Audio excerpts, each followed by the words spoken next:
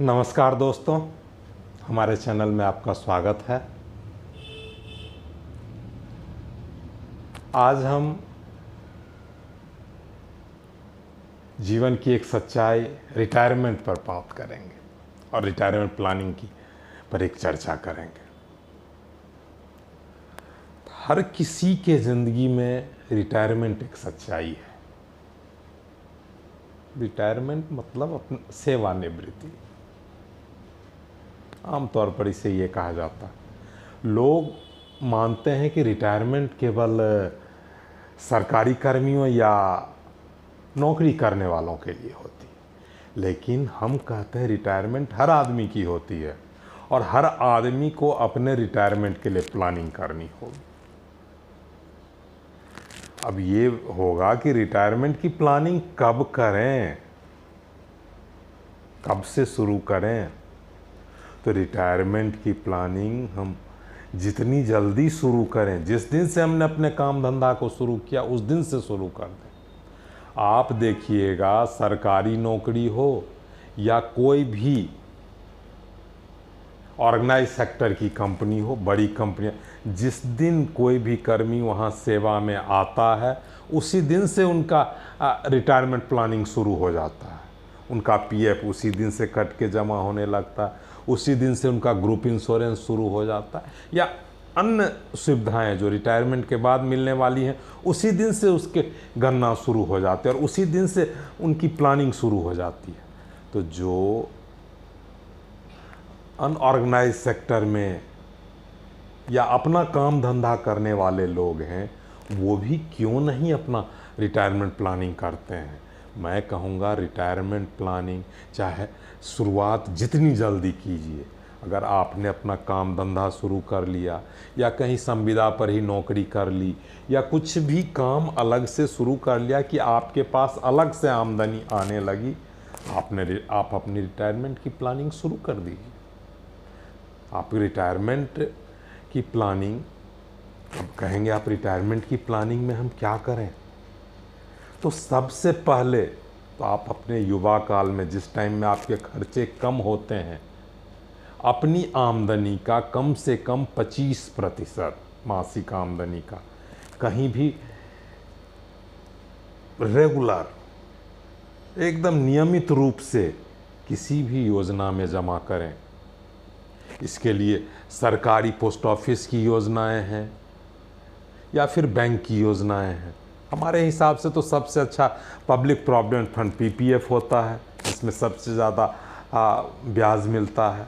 इस तरह से और भी कई योजनाएं बैंक या पोस्ट ऑफिस में आपको मिलेंगी। उसके अलावा आप एसआईपी भी कर सकते हैं, म्यूचुअल फंड की एसआईपी भी कर सकते हैं और 25% आप राशि अपनी जमा करना शुरू करें।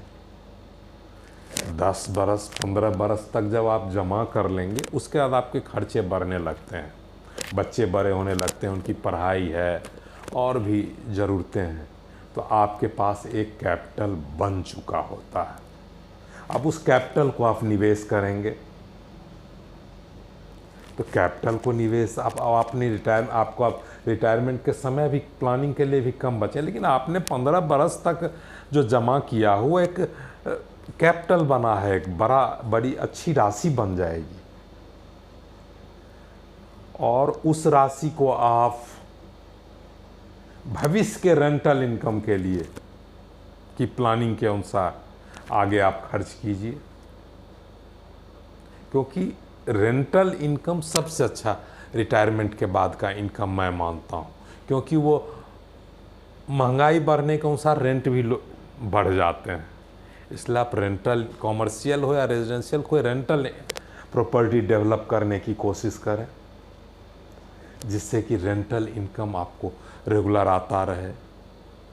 उसके अलावा भी आप अपनी जो जमा करने की कैपिटल बन गया उसे कहीं और फिर बड़ा चीज़ में निवेश करें, लेकिन आप रेगुलर अपना जो जमा 25% करते थे जमा, वो भी अभी भी जमा करना जारी रखें, क्योंकि आपको आगे और बहुत से कैपिटल की ज़रूरत पड़ने वाली है। बच्चों की पढ़ाई है, बच्चों की शादी है, तो वो जमा करना तो आपको हर हालत में हमेशा करना है, क्योंकि आपको गवर्नमेंट में ज़बरदस्त या ऑर्गेनाइज सेक्टर के एम्प्लॉय की तरफ ज़बरदस्ती आपके पीएफ नहीं जमा हो रहे हैं, आपकी ग्रेच्युटी नहीं बन रही है, ये सब आपको खुद प्लान करना है।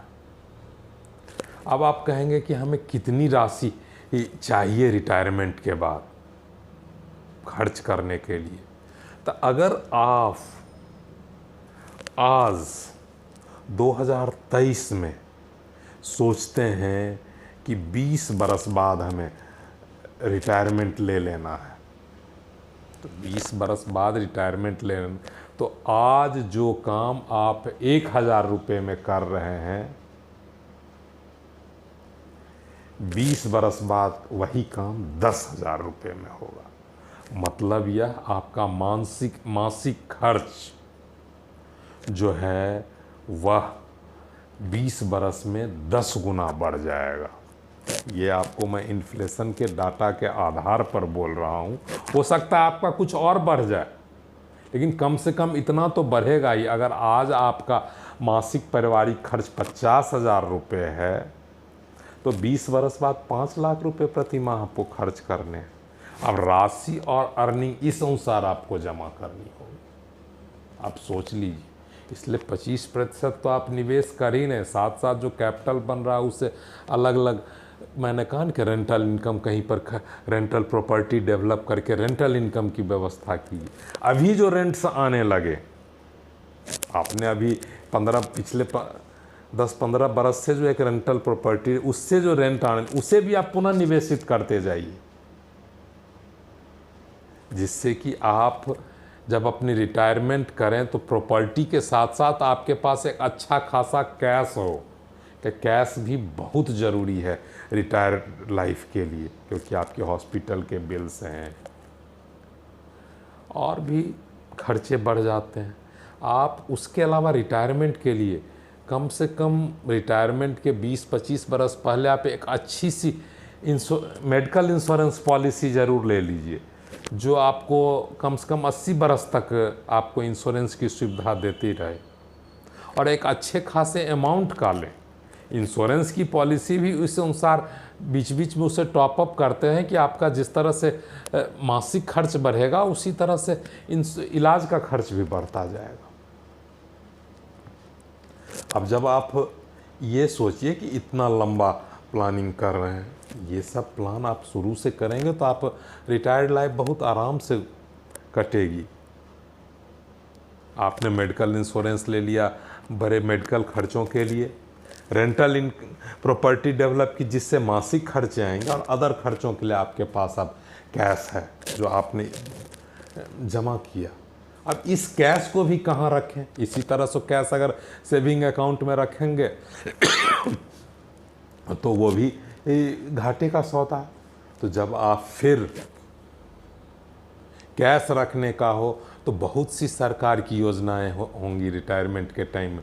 सीनियर सिटीजन डिपॉजिट है या कोई म्यूचुअल फंड है, इस तरह की योजनाओं में डालें। फिर भी पूरी की पूरी राशि उसमें नहीं डालें, वो आप अपने पूरे कैपिटल का 50% ही उन योजनाओं में डालें। 50% अपने पास कैश रखें ज़रूरत के लिए, कभी भी आपको इमरजेंसी आ सकती है, उसके लिए आप किसके पास जाएंगे? कोई देगा नहीं देगा। इसलिए रिटायरमेंट प्लानिंग मैं तक हमारी राय में 20 से 25 वर्ष के बीच हर आदमी को शुरू कर देनी चाहिए, ताकि वो अगर 55 से 60 के बीच रिटायर होता है, 30 बरस की लंबी प्लानिंग वो आराम से अपने रिटायरमेंट के लिए कर सकता, और अच्छा खासा एक कैपिटल उसके पास होगा, एक कॉर्पस होगा, और तभी वो रिटायर्ड लाइफ मौज में बिता सकता है। नहीं तो आजकल तो हमारे बुज़ुर्गों की परेशानियों की कहानी आम तौर पर हम सोशल मीडिया पर और अखबारों में सुनते रहते हैं, पढ़ते रहते हैं। तो ऐसी हालत नहीं हो, इसलिए हम यही कहेंगे कि रिटायरमेंट प्लानिंग जितनी जल्दी हो उतनी जल्दी शुरू करें। सबसे पहले अपनी आय का 25% शुरुआत से ही किसी योजना के तहत नियमित रूप से जमा करें, उससे जो कैपिटल बने उससे आप कुछ रेंटल प्रॉपर्टी डेवलप कीजिए जिससे रेंटल इनकम आवे। जब तक आप रिटायर नहीं होते हो रेंटल इनकम भी जो आवे उसे भी आप निवेशित करते रहिए। मेडिकल इंश्योरेंस ज़रूर लें, अच्छा खासा कॉर्पस। अब आपकी कितनी अभी मासिक खर्च है वो आप 20 बरस में 10 गुना होता है, उस अनुसार अगर 30 बरस होगा तो 15 गुना हो जाएगा। उस अनुसार जोड़कर उस अनुसार आमदनी उस टाइम आपके पास रहे, इस अनुसार आप कॉर्पस बनाने की कोशिश की। मैंने तो 25% कम से कम कहा। अगर शुरुआत में आपके खर्चे नहीं हैं तो आप 50% जमा कीजिए। बहुत से लोगों के अपने शुरुआत में खर्चे नहीं होते हैं ज़्यादा और वो ज़्यादा जमा कर सकते हैं और करें। यही एक मध्यम वर्गीय के लिए ज़रूरत है। नहीं तो हम पढ़ चुके हैं कि रिटायरमेंट प्लानिंग का ही अभाव था कि रेमंड्स कंपनी का मालिक एक किराए के मकान में रह रहा था। अब आप सोचिए कि आप एक शानदार रिटायर्ड ज़िंदगी जीना चाहते हैं या नहीं।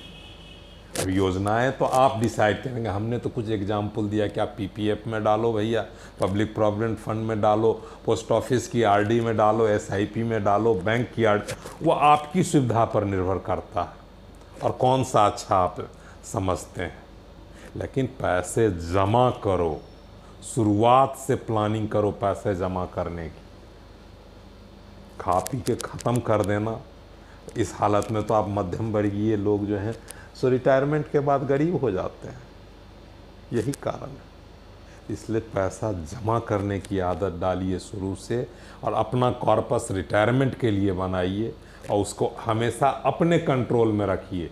ये नहीं रिटायर हुआ सारा पैसे बच्चों में बांट दिया और आप हो गए फिर खाली के खाली। वो पैसे अपने पास रखिए अपनी ज़रूरत के लिए। हमने ये नहीं कहते हैं बच्चों को नहीं दीजिए, बच्चों को भी दीजिए आपके पास सरप्लस अमाउंट है तो, लेकिन वो अपने पास अपनी ज़रूरतों को ध्यान रख कर दीजिए। ये तो हमारी रिटायरमेंट प्लानिंग की हमारी चर्चा है। अब आप इस पर बताइए कि इसमें और क्या आप चर्चा चाहते हैं।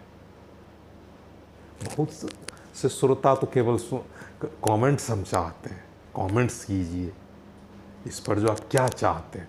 अगर कोई हमने गलत बात कही है तो आप वो भी कहिए, मैं सुधारूंगा अगली वीडियो में। इसी के साथ आज का वीडियो हम रिटायरमेंट प्लानिंग पर समाप्त करते हैं। आपसे पुनः अनुरोध करते हैं कि हमारे चैनल को सब्सक्राइब करें, लाइक करें और कमेंट्स करें। धन्यवाद।